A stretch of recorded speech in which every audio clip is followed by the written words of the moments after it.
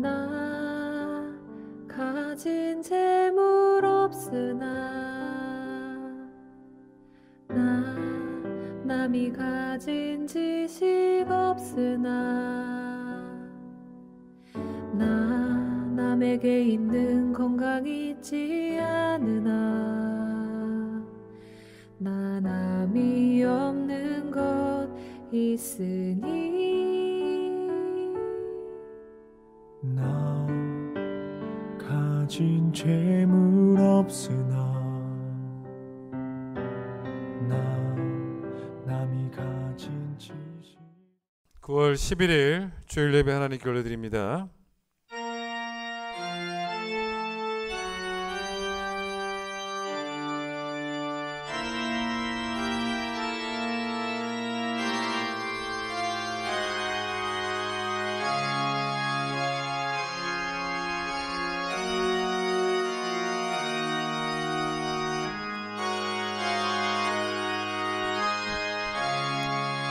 온 땅에 여호와께 즐거운 찬송을 부를지어다. 기쁨으로 여호와를 섬기며 노래하면서 그의 앞에 나아갈지어다. 감사함으로 그의 문에 들어가며 찬송함으로 그의 공정에 들어가서 그에게 감사하며 그의 이름을 송축할지어다. 아멘.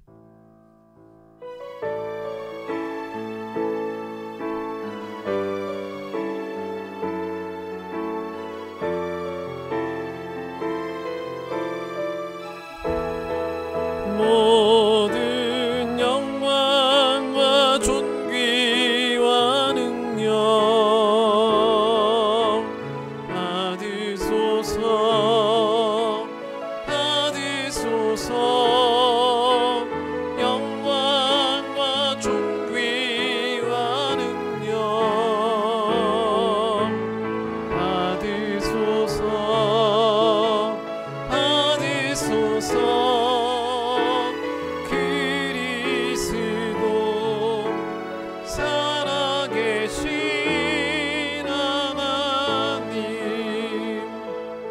우리 죄를 고백합니다.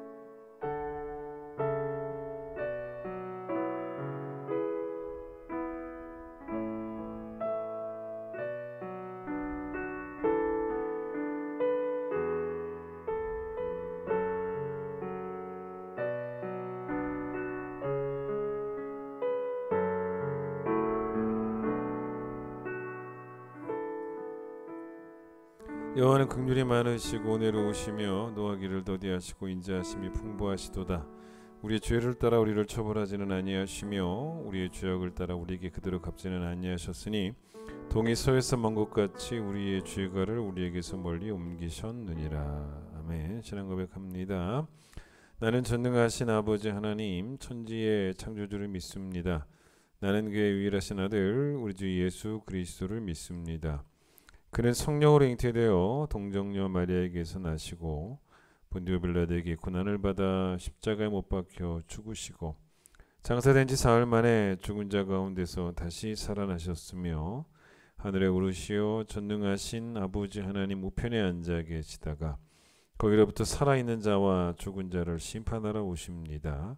나는 성령을 믿으며 거룩한 공교회와 성도의 교제와 죄를 용서받는 것과 몸의 부활과 영생을 믿습니다.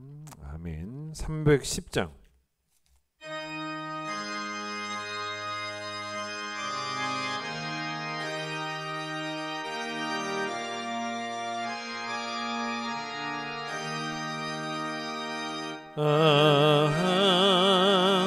하나님의 은혜로 있을 데 없는 자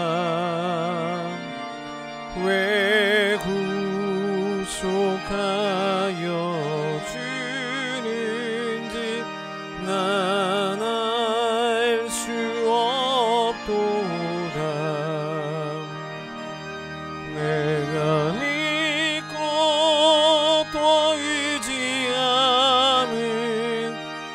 내 모든 영편하시는 주님 늘 보호해 주실 것을 나는 확실히 아네. 왜 내게 굳센 믿음과 또 복음 주셔서 내 맘이 항상 편한지 난 알 수 없도다. 내가 믿고 또 의지함은 내 모든 영편하시는 주님 늘 보호해 주실 것을 나는 확실히 아네. 왜 내게 성령 주셔서 내 마음 감동해 주 예수 믿게 하는지 난 알 수 없도다. 내가 믿고 또 의지함은 내 모든 영편하시는 주님 늘 보호해 주실 것을 나는 확실히 아네. 주 언제 강림하실지 혹 밤에 혹 낮에 또 주님 만날 그곳도 난 알 수 없도다. 내가 믿고 또 의지함은 내 모든 영편하시는 주님 늘 보호해 주실 것을 나는 확실히 아네. 베드로 후서를 보겠습니다. 베드로 후서 1장 1절 2절 신약성경 384페이지 베드로 후서 1장 1절 2절 말씀을 읽겠습니다. 예수 그리스도의 종이며 사도인 시몬 베드로는 우리 하나님과 구주 예수 그리스도의 의를 힘입어 동일하게 보배로운 믿음을 우리와 함께 받은 자들에게 편지하노니 하나님과 우리 주 예수를 알므로 은혜와 평강이 너에게 더욱 많을지어다. 아멘. 오늘은 이수민 권사님 기도십니다. 기도드리겠습니다. 사랑의 하나님, 은혜를 감사드립니다. 지난 한 주간도 말씀 가운데 저희를 지켜주시고 거룩한 주일 하나님 앞에 예배드리게 하여 주심에 감사를 드립니다. 주님, 늘 주님과 동행하기를 원한다고 입술로는 고백하면서도 나의 모습은 주님의 말씀과 가르침보다는 나의 생각과 나의 이익만을 위한 행동들로 한 주간을 살아왔음을 고백합니다. 이 시간 용서하여 주시고 진정한 회개를 통하여 그릇된 익숙함에서 벗어나 영적으로 깨어 순종할 만한 일에만 순종하는 성도가 아닌 주의 말씀에 온전히 순종하며 하나님의 기준이 나의 기준이 될 수 있도록 늘 말씀 앞에 서게 하옵소서. 또한 상한 심령으로 늘 말씀을 사모하게 하시고 올바른 복음의 방향으로 우리의 인도자 되시는 주님 손잡고 나아가는 성도 되게 하시고 너의 죄가 아닌 나의 죄를 먼저 볼 수 있는 겸손한 마음 주셔서 내 이웃을 내 몸과 같이 사랑하는 예수님의 명령을 준행하며 살아가는 큰 기쁨의 성도 되게 하옵소서. 이 시간 선교사님들을 위해 기도드립니다. 전 세계에 흩어져 십자가의 사랑을 전하시기 위해 애쓰시는 선교사님들, 어떤 상황 속에서도 낙심하지 않고 주님이 일하심을 볼 수 있도록 굳건한 믿음 허락하여 주시고, 주님께 간구하는 그 모든 것들이 주의 뜻에 합당하게 하여 주시며 매 순간 성령님의 인도하심을 경험하는 기쁨 누리게 하옵소서. 특별히 이 시간 우크라이나를 위해 기도드립니다. 전쟁의 고통 속에서 신음하고 있는 그들의 아픔을 돌보아 주시고, 공의의 하나님을 믿으며 낙심하지 않고 주님의 때를 기다리며 기도할 수 있도록 성령님 역사하여 주옵소서. 이 시간 교회 학교를 위해 기도드립니다. 코로나로 아직 어려운 상황 가운데 있지만 교육자와 교사들에게 지혜를 주셔서 나의 힘과 나의 노력이 아닌 주님의 인도하심을 믿으며 예수님의 마음으로 아이들을 섬기게 하옵소서. 세상은 아이들에게 남을 이기는 방법과 나만 사랑하는 방법을 강요하고 있지만, 이러한 세대에 살고 있는 우리 아이들 마음에 성령님 역사하셔서 다니엘처럼 굳건한 믿음으로 세상에서 선한 영향력을 끼치는 믿음의 사람으로 자라게 하여 주시고, 예수님이 보여주신 십자가 보혈의 사랑을 세상에 전하며 주님과 동행함의 기쁨 누릴 수 있도록 은혜 내려 주옵소서. 이 시간 환우들을 위해 기도드립니다. 아픈 몸으로 주님의 위로를 구하며 예배의 자리에 섰습니다. 염려라는 부정적인 마음에 빠져 주님이 아닌 고난을 묵상하여 절망하며 낙심하지 않게 하여 주시고, 고난을 기도의 땔감으로 삼아 고난 가운데서도 주님의 치유의 손길을 믿으며 감사의 기도를 드릴 수 있는 믿음 허락하여 주옵소서. 또한 이 치료의 시간이 광야의 홀로 버려진 것 같은 두려움의 시간이 아닌 내 삶의 주도권이 내가 아닌 오직 주님께 있음을 깨달아 주님의 때에 주님의 방법으로 모든 염려를 해결해 주실 주님을 믿으며 주님과 더 가까워지는 은혜의 시간 될 수 있도록 성령님 역사하여 주옵소서. 이제 말씀을 듣습니다. 늘 저희들에게 영의 양식을 주시기 위해 애쓰시는 목사님, 영육간의 강건함 허락하여 주시고, 선포되어지는 말씀에 능력 주셔서 전하는 자나 듣는 자 모두에게 귀한 은혜의 시간 되게 하옵소서. 우리의 중심을 보시는 주님 앞에 온마음과 정성 다해 신령과 진정으로 예배드리는 성도들 되게 하시고, 교회 안에서만 성도가 아닌 세상 속에서도 그리스도의 향기를 나타내는 큰 기쁨의 성도들 될 수 있도록 말씀에 집중하게 하옵소서. 명절을 맞아 가족들을 만나러 고향 방문 중에 있는 성도님들 오고 가는 길 안전하게 지켜주시고, 태풍으로 인하여 수해를 입은 가정이 있으면 주님이 위로하여 주시고 그 모임 가운데 주의 사랑이 넘쳐날 수 있도록 주님 함께하여 주옵소서. 예배를 위해 여러 모양으로 애쓴 손길들이 있습니다. 주께서 그 마음과 헌신을 기억하여 주시고 축복하여 주옵소서. 성가대 귀한 찬양 드립니다. 입술의 고백이 아닌 마음의 고백으로 드리는 찬양이오니 주님 기쁘게 받아 주옵소서. 모든 영광 받으시기에 합당하신 예수님의 귀하신 이름으로 기도드렸습니다. 아멘.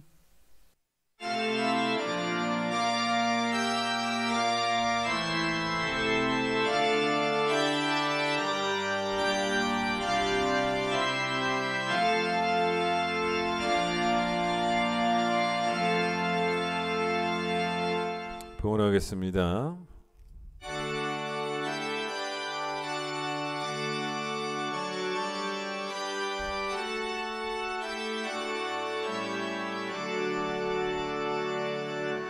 내게 있는 모든 것을 아낌없이 드리네. 사랑하고 의지하며 주만 따라 살리라. 주께 드리네. 주께 드리네. 사랑하는 구주 앞에 모두 드리네.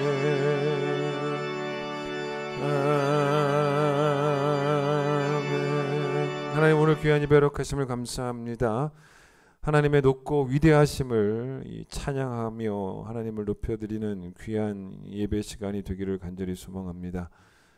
주님 앞에 우리의 심령이 납작히 엎드리게 하여 주시고 하나님이 우리를 위해 행하신 놀라운 일들을 선포하는 시간이 될 수 있도록 주님 도와주시며 특별히 선포되어지는 말씀을 통해서 또 하나님의 알아감을 통하여 또 우리 예배가 더욱더 깊어져만 가는 귀한 시간 될 수 있도록 하나님 축복하여 주시기를 간절히 소망합니다. 여러 가지 고난들 가운데 있지만 그럼에도 불구하고 우리에게 하나님은 여전히 유일한 해결책임을 또한 기억하며 하나님을 대안으로 삼지 말고 하나님을 유일한 방법으로 삼고 주께 부르짖는 믿음의 성도들이 넘쳐나는 교회가 우리 큰기쁨 교회 되게 하여 주시옵소서.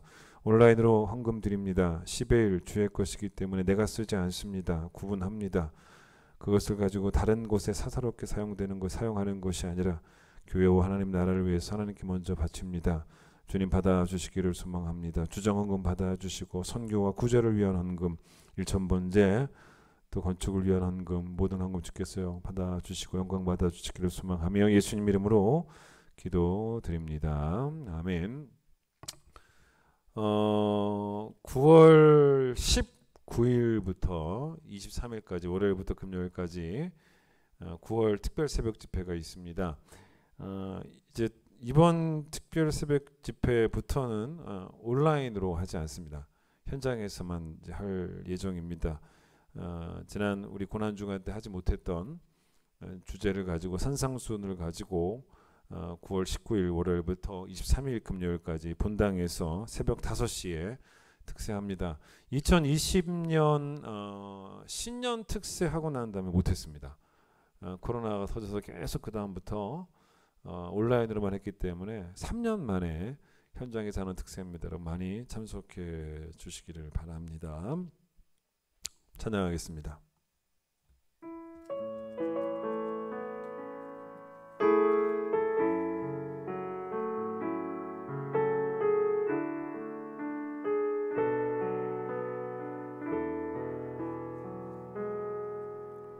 나 가진 재물 없으나 나 남이 가진 지식 없으나 나 남에게 있는 건강 있지 않으나 나 남이 없는 것 있으니 나 가진 재물 없으나 나 남이 가진 지식 없으나 나 남에게 있는 건강 있지 않으나 나 남이 없는 것 있으니 나 남이 못 본 것을 보았고 나 남이 듣지 못한 음성 들었고 나 남이 받지 못한 사랑 받았고 나 남이 모르는 것 깨달았네.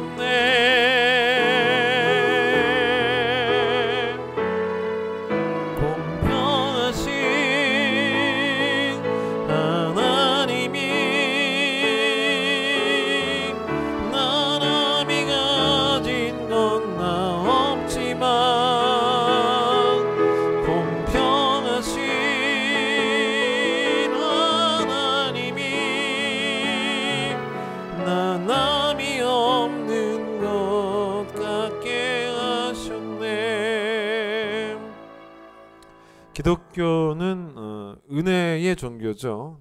기독교가 말하는 은혜는 우리가 가진 것 중에 하나님께로부터 받지 아니하는 것이 없다라는 거죠. 건강도, 은사도, 재물도, 호흡도 다 하나님께로부터 온 것이라는 것입니다. 자, 그런데 우리가 하나님께로부터 받은 선물 중에 최고의 선물이 있습니다. 그게 바로 뭐냐면 여러분 믿음입니다. 믿음. 즉 예수 그리스도를 구원자로 믿는 믿음이라고 하는 거죠. 자, 믿음이 없이도요 이 땅에서 부자가 될 수는 있습니다. 왜냐? 그게 지난주에 이야기했던 악인의 형통이죠. 믿음도 없는데 부자가 될 수도 있지 않습니까? 그러나 예수 그리스도를 구원자로 믿는 믿음이 없이는 절대로 영원한 생명을 얻을 수는 없죠.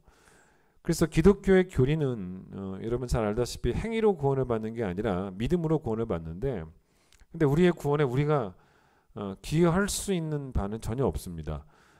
구원은 다 하나님이 100% 만들어 가시는 것이지 단 1%라도 우리가 보탤 공로가 없다는 거죠.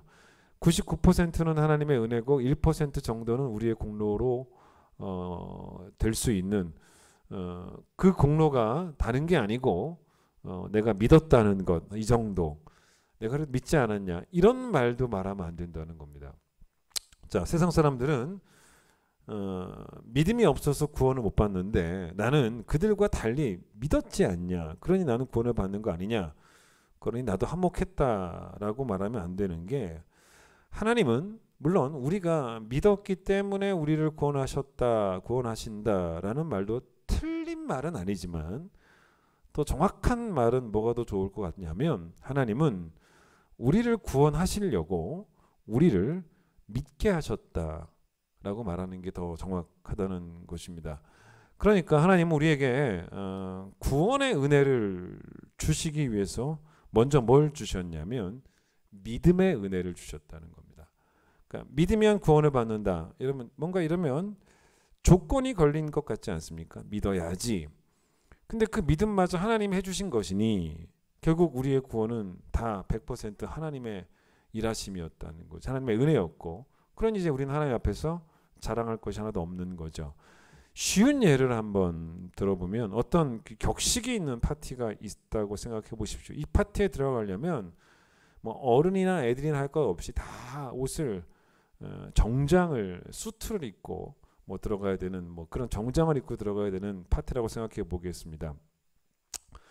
부모가 정장을 입고 갈 수 있죠. 근데 부모가 아이를 그 파티에 데리고 가려면, 아주 어린 아이를 데리고 가려면 어떻게 하면 데리고 갈 수 있냐면, 그 아이가 옷을 입을 수 없잖아요. 그러니까 부모가 정장을 입히면 됩니다. 그래서 파티에 가게 되면 입장이 허락이 되죠. 이때 아이는 정장을 입었기 때문에 그 파티에 들어가게 되었지만, 부모는 어떻게 한 겁니까? 그 아이가 정장을 입었다라고 말하면 안 되고, 부모가 정장을 입혔기 때문에 아이는 파티에 들어갈 수 있게 된 거죠. 그러니까 부모가 다 해준 겁니다. 이게 오늘 설교의 주제라는 겁니다. 자, 천국 가는 사람과 지옥 가는 사람의 차이가 뭡니까? 차이가 없습니다. 왜냐하면 천국 가는 사람이나 지옥 가는 사람이나 다 죄인입니다. 원래 다 죄인이에요. 의인은 없나니 하나도 없다라는 말씀이 진리죠. 그런데 천국 가는 사람들은 하나님이 택한 사람들이고, 제가 오늘 선택의 교리를 더 설명하는데, 지옥 가는 사람은 하나님이 택하지 않은 사람들이죠. 그러니까 선택의 교리는 뭐 여러분이 이해가 되든 되지 않든 간에 성경이 그렇게 말하고 있는 성경의 증언이기 때문에, 그러면 자 보세요.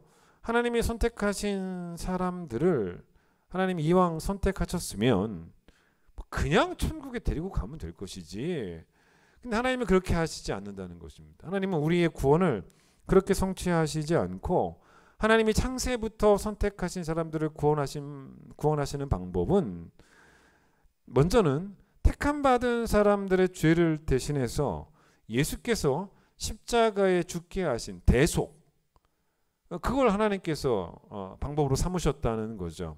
그리고 난 다음에 선택하신 사람들로 하여금 예수께서 십자가에 죽으시고 3일 만에 부활하신 것을 믿게 하시는 방법으로, 그래서 이 방법으로 우리를 구원하신다는 것입니다. 자, 고린도전서 1장을 한번 가보죠.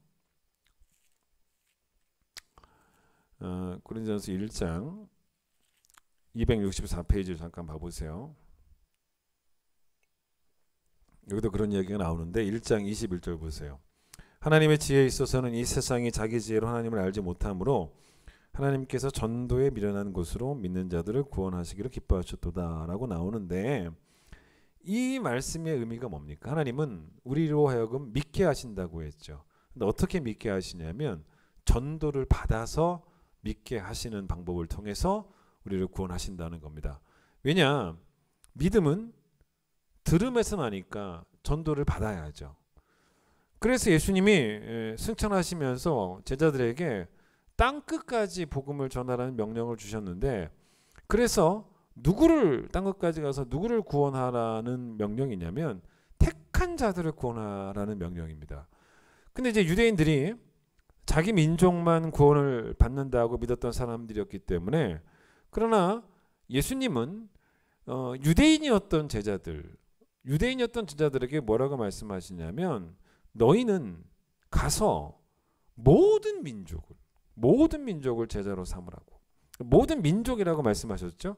승천하실 때 또 뭐라고 말씀하셨냐면 사도행전 1장 8절 오직 성령이 너에게 임하시면 너희가 권능을 받아 예루살렘에만 머물면 안 되고 예루살렘과 온 유대와 사마리아와 어디까지 땅끝까지 이르러 내 증인이 되라. 이렇게 말씀하신 이유는 뭐냐면 땅끝까지 다 택한 자들이 있다는 거죠.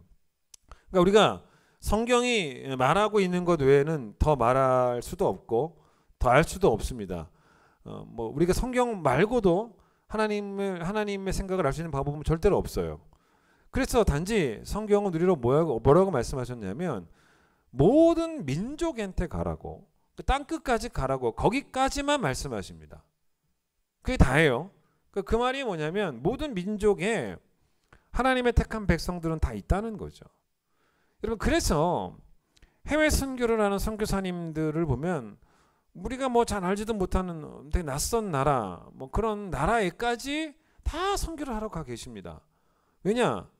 거기에도 하나님의 택한 백성들이 있을 수 있기 때문에 그들을 전도로 구원하려고 그리로 가는 거죠. 근데 말 그대로 이게 뭐냐면 결과는 하나님께 맡기는 겁니다. 그 말이 뭐냐면 그 나라에 가서 전도를 하는 것, 하나님은 전도에 미련한 것으로 구원하기를 기뻐하시니까 전도를 하는데, 하나님이 택한 사람들을 가서 전도할 때 하나님은 반드시 택한 사람들은 믿게 하시지 않겠냐. 그게 바로 뭡니까? 결과는 하나님께 맡긴다는 거죠. 그래서 선교사님들이 할 일은 어디까지냐면, 그들을 구원을 못하도 선교사들을 어떻게 사람이 구원합니까? 그러니까 선교사들이 할 일은 뭐냐면 전도하라, 땅 끝까지 복음을 전하라 하는 명령에 순종하는 것, 거기까지만 하는 거예요. 그것만으로 충분히 의미가 있는 것이고, 그래서 땅 끝까지 선교하러 가는 것입니다. 자, 그런데 바울이 지금 하나님은 다시 21절 보시면 뭐라 그러냐면 전도로 구원하기를 기뻐하신다라고 말하지 않았고 전도에 미련한 것으로라는 표현을 씁니다. 이제 왜 미련한 것이라고 했을까? 이건요, 일단 이렇게 어떻게 생각할 수 있냐면 이게 이런 말일까요? 말로 전도하는 그 방법이, 우리가 이제 말로 전도하지 않습니까? 세련되지 않고 아주 미련한 방법이다라는 말일까요? 그게 아니라는 거예요. 그럼 앞으로 과학은 지금보다 더 발전하고 문명은 더 좋아지겠지만 그렇다고 해서 전도의 방법까지도 더 세련되어질까요? 여러분, 아무리 세상이 좋아져도 복음은 말로 설명해야 되지 않겠습니까? 그 전도 방식이 바뀔 수가 없겠죠. 아니, 그렇게 꼭 해야 되죠. 자, 앞으로 100년 뒤에 그때까지 주님 재림 안 하신다면 100년 뒤에 이제 목회하는 목회자, 저는 그때 없겠죠. 근데 100년 뒤에 목회하는 목회자가 교회에서 설교를 할 때 말로 안 하겠습니까? 그때도 말로 하겠죠. 100년 뒤에 교회 시설은 지금보다 엄청 더 좋아지고 최첨단이겠죠. 정말 진짜 여러분이 교회 오면 이 공간이 얼마나 그때는 더 좋겠습니까만, 근데 그때도 여전히 목회자는 아마 말로 설교하겠죠. 말로 설교해야 됩니다. 왜냐하면 믿음은 들음에서 난다는 그 원칙은 바뀔 수가 없는 거죠. 자, 그렇기 때문에 바울이 보세요. 전도에 미련한 것이라고 표현한 것은 전도의 행위가 미련하다는 말이 아닙니다. 그게 아니고 전도하는 행위가 미련하단 말이 아니고 전하는 내용 자체가 미련하다는 거죠. 내용이 미련하다는 거예요. 그러니까 이게 뭔 얘기냐면 사람들이 우리가 전하는 복음을 이 시대 사람들이 또 지금도 마찬가지죠. 미련하다고 말을 한다는 것입니다. 자, 이런 예를 한번 들어보겠습니다. 하이마트에 가시면 모든 브랜드의 가전제품을 다 팝니다. 내가 TV를 사고 싶어서 하이마트를 갔는데 갈 때 이제 둘 중에 하나를 택하겠죠. 보통은 뭐 LG나 삼성이죠. 뭐 그거 둘 중에 하나 택하면 되지 않겠습니까? 제일 좋으니까 세계 브랜드 아닙니까? 그래서 판매사원에게 물어봤다는 겁니다. 내가 LG를 살지 삼성을 살지 지금 고민 중입니다라고 했을 때 판매사원이 말로 설명을 해줍니다. 잘 이해할 수 있도록 아주 논리적으로 설명해 주겠죠. 비교를 하면서. 그뿐만 아니라 심지어는 판매사원은 팔려고 두 브랜드의 TV를 틀어서 보여주면서 차이를 설명해 주기도 하고, 그래서 귀로 듣고 눈으로 보면서 정확히 이해를 하게 되고, 그 이해한 것에 대해서 내가 설득을 당하면서, 그래서 그 이해를 기반으로 어떤 브랜드의 TV가 더 좋다라고 하는 것을, 그게 삼성이든 LG든 간에 어떤 브랜드가 더 좋은지를 우리는 어떻게 하게 되냐면 믿게 됩니다. 믿게 되죠. 삼성이 더 좋다라고 믿는 거죠. LG가 더 좋다라고 믿는 거죠. 자, 그런데 그건 뭡니까? 이해 없이는 믿지를 않아요. 이해가 되니까 믿습니다. 그게 원래 우리가 보통 살아가는 방식이고 세상 사람들은 다 그렇게 이야기합니다. 그렇죠? 이제 그게 또 세상의 지혜들이죠. 그런데 복음은 이해할 수 있는 논리는 하나도 없다는 거예요. 자, 신이 사람이 되었다는 이야기가 이해가 됩니까? 요즘으로 말하면 뭔지 아십니까? 이렇게 말하면 여러분 이해됩니까? 지구는 네모나다. 이해가 안 되는 거예요. 대신 벌을 받는 대속의 교리도 이해가 되지 않습니다. 선택의 교리? 이건 더더욱 이해가 안 되는 거죠. 믿겨집니까? 이건 말도 안 되는 소리죠. 바울이 기독교인이 되기 전에 유대교에 있었습니다. 유대교는 사실 바울에게는 어떤 교리였냐면 논리가 있었습니다. 이해가 되는 거예요. 여러분, 그 논리가 뭐냐면 행함으로 구원받는다는 게 논리입니다. 그러니까 악하게 사는 사람은 벌 받고 지옥 가고 착하게 사는 사람은 상 받아서 천국 간다는 그 논리는 이해하는데 전혀 어렵지가 않습니다. 바울은 엘리트였습니다. 그 시대 철학자들, 그 시대 현자들과 세상의 지혜를 가지고 토론을 한번 해보면 논리 정연하게 절대로 뒤처지지 않게 말할 수 있는 사람이 바로 바울이었다는 것입니다. 그런데 바울이 경험한 것이 뭐냐면 내용적으로 미련하고 어리석은 복음이 이해할 수는 없는데 그 복음이 가슴으로 믿겨지더라는 거예요. 이해가 되어서가 아니고, 원래 여러분 은혜라는 개념은요, 은혜는 이해가 될 수가 없어요. 그냥 믿겨져서 믿는 것뿐이지 이해돼서 믿는 건 아닙니다. 그래서 바울은 2장 여러분 23절에 여기 저 1장 23절에서 전도에 미련한 것으로라고 말을 하고 난 다음에, 그래서 여러분 2장 2절 보세요. 하나님이 전도로 세상을 구원하시기를 기뻐하는 줄 알고 끝까지 고집한 게 뭡니까? 전도에 미련한 것. 그게 뭡니까? 2장 2절 뭡니까? 예수 그리스도와 그분이 십자가에 못 박히신 것. 요것만 고집하는 거예요. 이 미련한 것만. 그런데 이 미련한 내용을 전해도요, 하나님이 택한 백성이라면 하나님이 그 사람을 구원하시기 위해서 그 미련한 내용이 이해가 안 돼도 믿게 하는 은혜를 주신다는 거예요. 그걸 이제 바울은 안 거예요. 그래서 드디어 사실 오늘 설교 본문을 2장 5절도 하고 싶었습니다. 2장 5절이 나온 겁니다. 정확하게 나오죠. 너희의 믿음은 뭐에 있지 않고 사람의 지혜에 있지 않고 하나님의 능력에 있게 하려 하심이라. 즉 무슨 말일까요? 이해돼서 믿는다면 그건 뭡니까? 사람의 지혜예요. 맞죠? 그러나 이해되지도 않는데 믿겨진다면 그게 뭔지 아십니까? 그것을 믿게 하시는 하나님의 능력이에요. 믿게 하시는 하나님의 능력이라는 것입니다. 그 말이 바로 우리의 믿음이 사람의 지혜에 있지 않고 하나님의 능력에 있다라는 말씀의 의미라고 보시면 됩니다. 자, 그러니 바울은 자기는 복음을 전하라는 하나님의 명령에 그냥 순종만, 거기까지만 하고 결과는 하나님께 맡기는 거죠. 그게 전도예요. 그게 선교입니다. 데살로니가전서 1장을 한번 잠깐 봐보세요. 뒤로 좀 넘어가 보죠. 여기도 한번 확인을 해보도록 하겠습니다. 1장 4절과 5절을 제가 한번 읽어보겠습니다. 데살로니가전서 1장 4절로 5절. 하나님의 사랑하심을 받은 형제들아 너희를 뭘 아노라? 택하심을 아노라. 택하심을 아노라. 이는 우리 복음이 너희에게 말로만 이른 것이 아니라 또한 능력과 성령과 큰 확신으로 된 것임이라 까지만 읽겠습니다. 자, 여기 잘 보시면 바울이 이제 뭐라고 이야기했냐면, 자 보세요. 다시 4절 보세요. 이렇게 말합니다. 하나님의 사랑을 하심을 받은 형제들아 너희를 택하심을 아노라 라고 이야기했을 때 하나님이 우리를 사랑하신다 라는 것에 대한 최고의 증거는 뭐냐면 우리를 창세전부터 예정하셔서 택하셨다는 것입니다. 그게 사랑의 증거라는 거죠. 자, 왜 우리만 선택하셨는가에 대한 성경이 주는 답이 있어요. 그게 뭐냐면 사랑하시기 때문에. 사랑하시기 때문에 우리를 택하셨다는 것. 그 답 외에는 일단 안 주죠. 그게 4절입니다. 자, 그런데 바울이 4절에서 이렇게 말하지 않습니까? 너희를 택하심을 안다라고. 택한 분은 하나님인데 그 하나님의 그 신성한 영역을 우리가 어떻게 아냐는 거죠. 누가 택함 받은지 어떻게 아냐. 근데 바울이 이렇게 말한 이유가 있습니다. 어떻게 도대체 무슨 근거로 알게 되었냐는 겁니다. 근데 그 근거를 이제 5절부터 설명을 하는 거예요. 근데 5절 보세요. 바울이 뭐라고 말하냐면 우리의 복음이라는 말을 먼저 꺼냅니다. 이 말이 복음이 우리로부터 출발했다. 우리로부터 기원했다. 우리가 생각해낸 고안해낸 개념이다. 이런 말은 아니겠죠. 만약에 제가 책을 냈어요.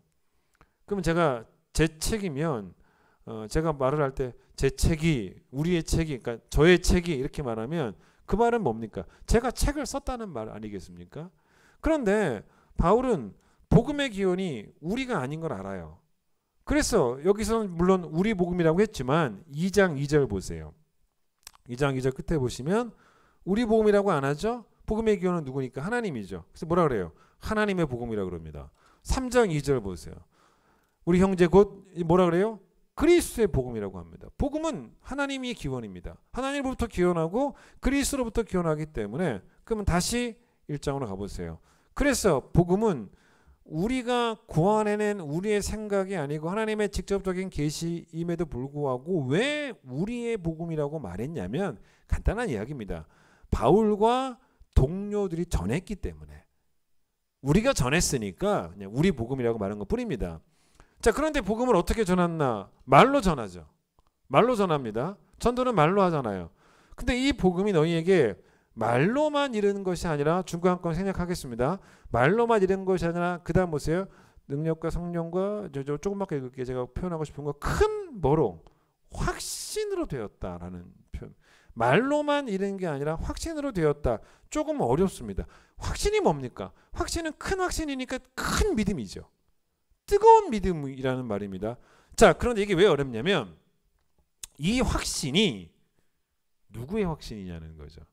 정확하지가 않습니다. 이게 전하는 자의 확신인지 아니면 듣는 자의 확신인지 조금 애매합니다. 근데 저는 어느 쪽을 더 지지하고 싶으냐면 전하는 자 쪽으로 지지하고 싶습니다. 전하는 자의 확신으로 보는 게 더 맞는 것 같아요. 그런데 여러분 이게 뭡니까? 전하는 자도 제가 지금 전하지 않습니까? 자, 저를 한번 여러분 제가 지금 여러분을 복음을 전하는데 제가 택함 받았다는 걸 저는 안다는 거죠. 제가 어떻게 알아요? 제게 뭐가 있으니까? 큰 확신이 있으니까.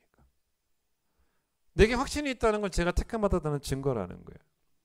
그 4절에서 바울이 성도들이 택함 받았다는 것을 안다고 했을 때 그러면 여러분 어떤 일이 벌어졌겠습니까? 바울이 복음을 말로만 전한 게 아니라 큰 확신을 가지고 전했을 때 데살로니가 성도들도 이 미련한 복음의 내용을 흔들림이 없는 큰 확신으로 받았다는 것들을 바울이 확인을 한 거죠. 그러니까 그들을 확신케 하시는 즉 믿게 하시는 하나님의 은혜가 있었다는 것 누구에게? 전하는 자에게나 듣는 자에게나 확신이 있었다는 것은 택함의 증거라는 거예요. 그 택함을 안다라는 말을 바울이 한 거죠. 요즘 우리가 구역 예배 때 계속 요한복음 하고 있는데 꽤 오래됐죠 벌써. 요한복음 10장을 잠깐 또 보겠습니다. 요한복음의 이 선택에 관한 말씀이 좀 많이 나오는 편입니다. 요한복음 10장을 보시면은 26절부터 잠깐 봐보세요. 예수님이 이제 복음을 전했을 때 유대인들이 예수님을 믿지 않고 배척을 해요. 그때 예수님이 뭐라고 대답하시냐면, 자 26절 보세요. 이렇게 말하면 맞을 것 같죠? 어떻게 말씀하시면 너희가 26절 너희가 나를 믿지 않기에 내 양이 될 수가 없구나. 이렇게 말씀하실 것 같은데 그렇게 말씀하지 않으셨다는 거죠. 뭐라고 말씀하셨습니까? 이게 바로 선택이에요. 너희가 믿지 않기 때문에 내 양이 될 수 없다라고 말씀하신 게 아니라 너희가 뭐가 아니니까 내 양이 아니니까 안 믿는다는 거예요. 택함 받지 않으니까 하나님이 믿음의 은혜도 안 주시더라는 것입니다. 그러니 여러분 보세요. 믿어야 비로소 예수의 양이 되는 게 아니라 택한 양이니까 믿게 된다는 거예요. 그렇게 설명하셨죠 분명히. 여러분 이걸요 나중에 한번 찾아보세요. 갈라디아서 4장 9절에서 바울이 어떻게 표현하냐면 너희가 하나님을 알 뿐 아니라 더욱이 하나님이 아신 바 되었거늘이라는 표현을 씁니다.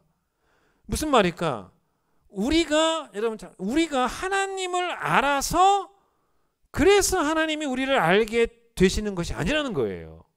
그게 아니라 하나님이 우리를 먼저 아셨기 때문에 결국 우리도 하나님을 알게 되더라는 겁니다.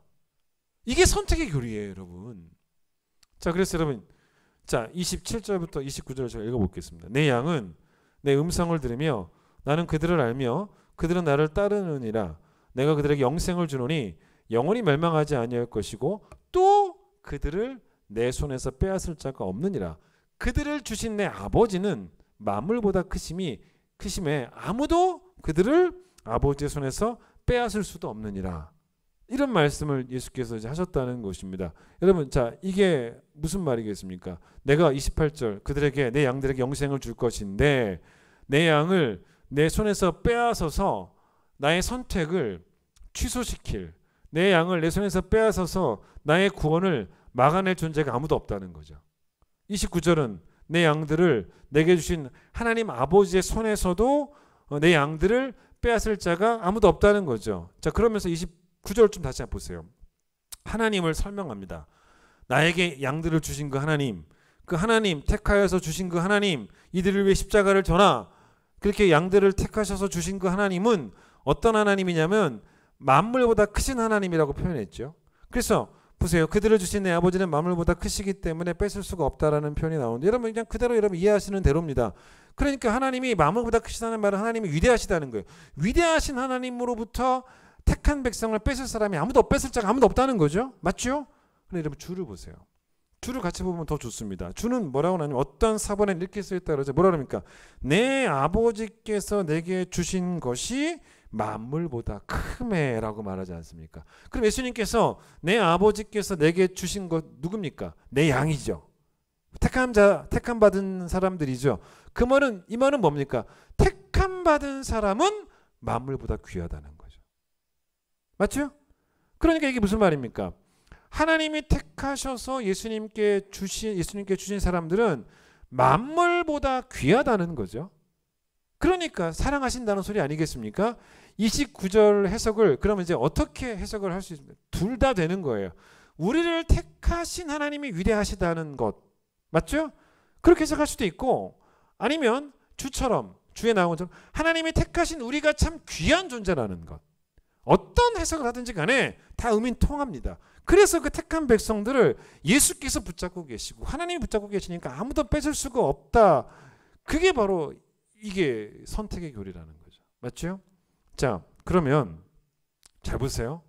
하나님이 이들을 어떻게 붙잡고 계십니까?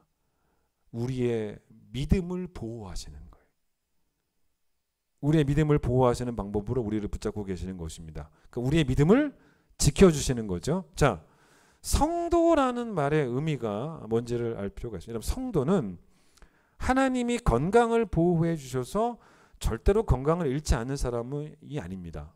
그럼 우리 가운데 아픈 사람도 없어야죠. 성도는 하나님이 재물을 새 나가지 않도록 잘 보호해 주셔서 재물을 절대로 잃지 않는 사람이 성도가 아니에요.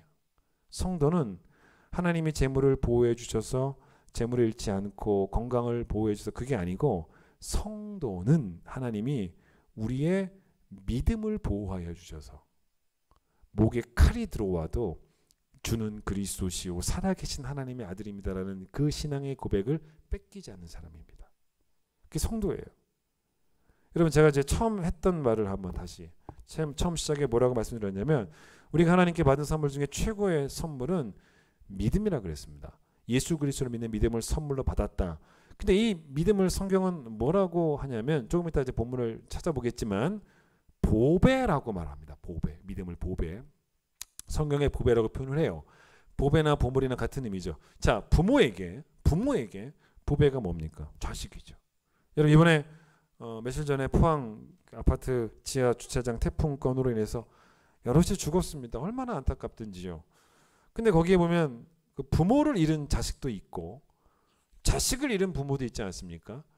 자식을 잃은 부모가 더 많긴 했지만, 부모를 잃은 자식이 더 많긴 했지만, 근데 물론 여러분, 자식에게도 부모는 보배지만 부모에게 자식도 보배 아니겠습니까? 그 자식을, 보배를 잃은 슬픔이 얼마나 크겠습니까? 자, 손양원 목사님 아시죠? 자, 오늘 손양원 목사님 이야기를 좀 하려고 합니다. 손양원 목사님은 어떤 분이셨냐면 예수 중독자였습니다. 그분이 쓴 시 가운데 예수 중독자라는 시가 있어요. 들어보세요. 나는 예수 중독자가 되어야 하겠다. 술 중독자는 술로만 살다가 술로 인해 죽게 되는 것이고, 아편 중독자는 아편으로 살다가 아편으로 인해 죽게 되나니, 우리도 예수의 중독자 되어 예수로 살다가 예수로 죽자. 손양원 목사님이 쓴 시입니다. 손 목사님은 1902년 6월 3일에 태어나셨고 6.25가 있었던 1950년 9월 28일에 6.25 일어나고 나서 얼마 후에, 한 석 달 후죠, 공산당에 의해서 총살을 당해 순교하십니다. 주기철 목사님과도 친분이 아주 좋으셨고, 그래서 일제시대 때 손 목사님도 신사참배 저항에서 투옥되셨는데 그래도 다행스럽게 이제 해방과 함께 추록을 하셨습니다. 그러다가 이제 한국 전쟁이 나고 공산당의 손에 순교를 당하셨을 때, 그때 나이는 저보다 더 어리셨어요.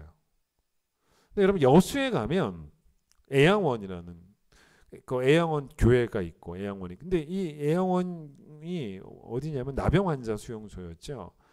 근데 거기 이제 그 나병 환자 수용소인 그 애양원과 애양원 교회에서 목회를 손 목사님이 하셨습니다.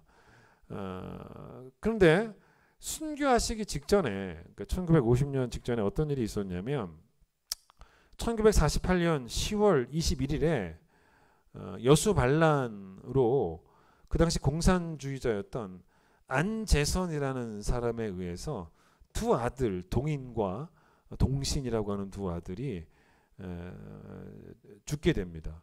이 안재선이 죽인 거예요. 근데 이제 결국 원수도 사랑하라고 하신 그 예수님의 말씀을 가슴에 품고 그 원수를 양자를 삼고 안재선의 이름을 바꿨죠. 뭐라고? 손재선으로 성을 바꾼 거예요. 그래서 양자로 삼았던. 그래서 이제 후대 이제 목사님을 사람들이 뭐라고 불렀냐면 사랑의 원자탄이라는 말 들어보셨죠? 그러니까 사랑이 핵폭탄급 목사님이 바로 손 목사님이라는 것입니다. 자, 그런데 들어보셨을 거예요. 목사님이 두 아들을 잃고 나서 장례 예배 때 9가지의 감사 내용으로 답사를 말씀하시는데, 두 아들이 공산당 손에 죽었음에도 불구하고 감사를 하셨다는 것입니다. 근데 그 감사를 제가 다 읽어드릴 수는 없고, 오늘 설교에 필요한 부분만 이제 몇 개를 읽어드리면 9가지 중에 제가 첫 번째부터 몇 가지만 읽어드릴게요. 첫 번째, 이렇게 이거를 이제 장례식 때 읽으신 거예요. 나 같은 죄인의 혈통에서 순교의 자식을 낳게 하시니 감사합니다. 두 번째, 허다한 많은 성도 중에 이런 보배들을, 두 아들을 말하는 겁니다. 이 보배들을 주께서 하필 내게 주셨으니 그 점 또한 주께 감사합니다. 두 아들이 보배죠.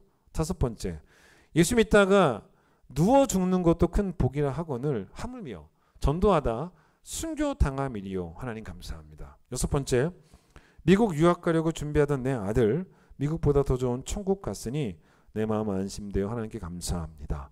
7번째, 나의 사랑하는 두 아들을 총살한 원수를 회개시켜 내 아들로 삼고자 하는 사랑의 마음까지 주신 하나님께 감사합니다. 자, 손양원 목사님이 이 답사를 하시면서 강조하신 게 뭐였습니까?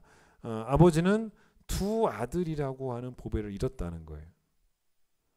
두 아들도 자기들의 생명을 잃었습니다.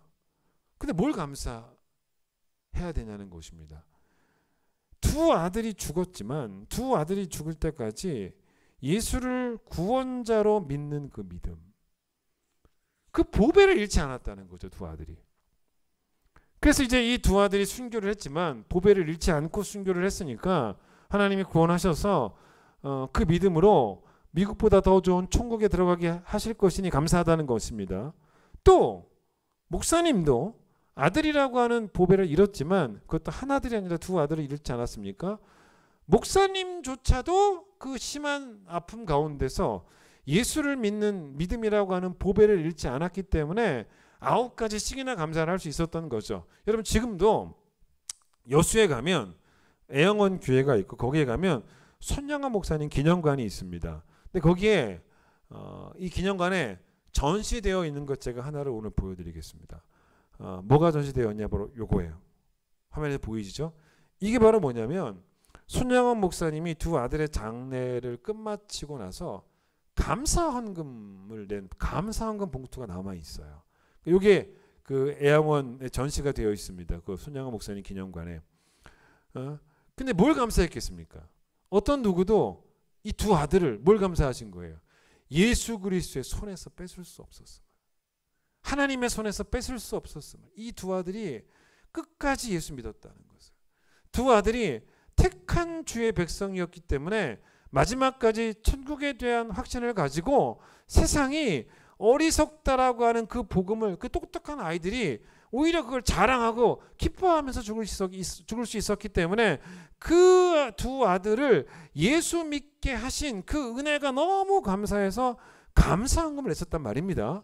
여기에 여러분 일부러 이 사진을 조금 여러분 잘 보일 수 있도록 글자 부분을 더 좀 색깔을 더 강조했습니다. 뭐라고 쓰는데 여러분 보이십니까? 제가 읽어볼까요? 순교의 두 아달이나 주신 감사의 봉헌금이라고 써 있지 않습니까? 한자로. 여러분 일금 보세요. 일금 가운데 보이죠? 얼마인지 아십니까? 1만 원입니다. 1만 원. 만 원을 내셨다는 거예요. 그 다음에 뭐라고 써 있습니까? 순교 이자, 두 명의 아들, 순교한 두 명 이자의 부 손양원 이렇게 썼습니다. 여러분 10,000원 내셨다고요. 여러분 지금 머릿속에 이렇게 고작 10,000원 내셨단 말인가? 고작 10,000원? 지금도 사실 우리가 10,000원 감사헌금 내면 좀 느낌이 작지 않습니까? 근데 여러분 10,000원밖에 안 내셨다는 거예요.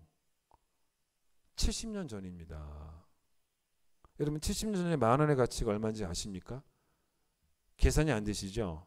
그러면 쉽게 계산하는 방법 알려드릴게요. 이때 손양원 목사님이 교회에서 받으셨던 사례비가 얼마였냐면 80원이었습니다. 여러분 10,000원은 80 곱하기 125예요. 125개월입니다. 10년치 월급이에요. 10년치 월급. 그래서 10년치 월급을 감사헌금으로 내신 겁니다. 요즘으로 환산해 볼까요? 만약에 월급이 한 400만 원이다 라고 하면 400 곱하기 125 해보세요. 얼마인지 아세요? 5억입니다. 5억. 5억을 내신 거예요. 보세요. 저는 이 5억이라고 하는 숫자를 보고 어떤 생각했냐면 보세요. 재물이 5억도 재물이죠. 재물도 하나님이 은혜로 주신 선물 맞습니다. 그러나 재물도 보배지만 그 재물보다 더 귀한 보배가 뭐냐는 거예요. 예수 믿는 믿음이라는 거예요. 두 아들에게 재물보다 더 귀한 예수 믿는 믿음을 주셨으니 5억도 아깝지 않다는 겁니다. 여러분 오늘 본문을 보시고 마치겠습니다. 베드로후서 1장.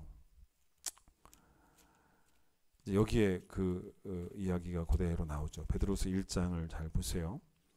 자, 1장 보시면은 일단 소제목이 뭡니까? 부르심과 택하심이죠. 베드로도 주님의 택하심, 선택의 교리를 이야기합니다. 그래서 여러분 10절 보세요. 형제들아 왜 형제들하고 부릅니까?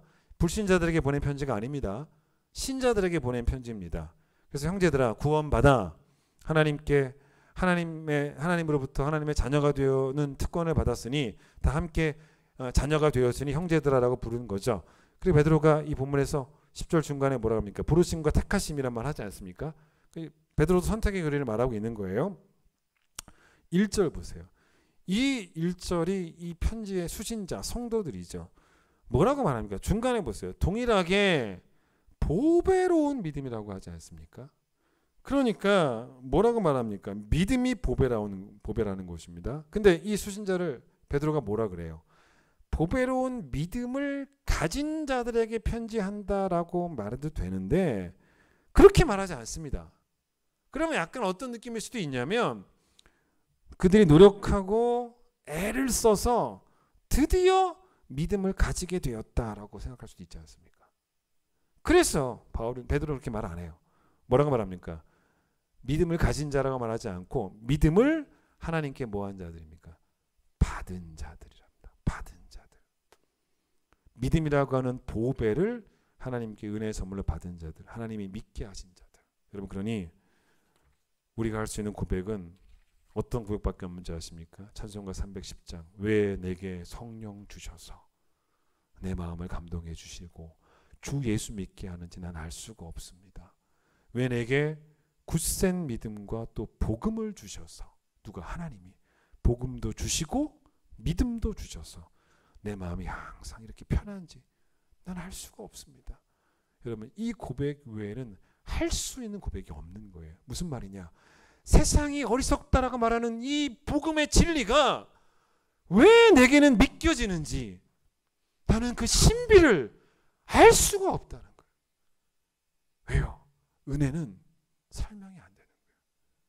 우리를 위해서 아들이 이 땅에 보내주셔서 우리를 대신해서 모진 십자가를 지게 하신 그 하나님께서 우리를 예수 믿게 하시는 믿음을 허락하여 주셔서 우리를 구원하셨는데 우리가 그 은혜에 늘 감격하는 마음을 가지고 오늘도 하나님을 예배하는 성도로 살아가시는 모두가 되시기를 간절히 축원드리겠습니다. 찬양하겠습니다.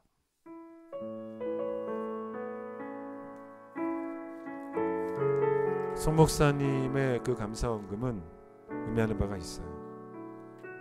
돈보다 더 귀한 게 믿음이라는 겁니다. 나 가진 재물 없으나 나 가진 재물 없으나 나 남이 가진 지식 없으나 나 남에게 있는 건강 있지 않으나 나 남이 없는 것 있으니 우리에게 믿음이 있지요. 나 가진 재물 없으나 나 남이 가진 지식 없으나 나 남에게 있는 건강 있지 않으나 보배로운 믿음이 있습니다. 나 남이 없는 것 있으니 그 믿음으로 나 남이 못 본 것을 보았고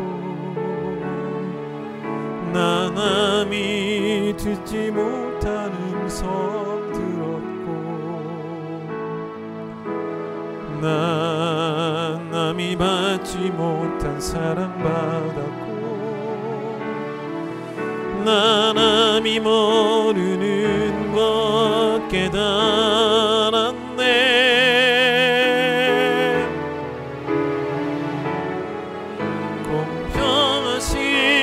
공평하신 하나님이 나 남이 가진 건 나 없지만 공평하신 하나님이 믿음을 주셔서 나 남이 없는 것 같게 나 가진 재물 없으나 나 가진 재물 없으나 난 남이 가진 지식 없으나 나 남에게 있는 건강 잊지 않으나 나 남이 없는 것 있으니 난 믿음으로 남이 못 본 걸 보게 되었습니다. 난 남이 못 본 것을 보았고 나 남이 듣지 못한 음성 들었고 나 남이 받지 못한 사랑 받았고 나 남이 모르는 것 깨달았네.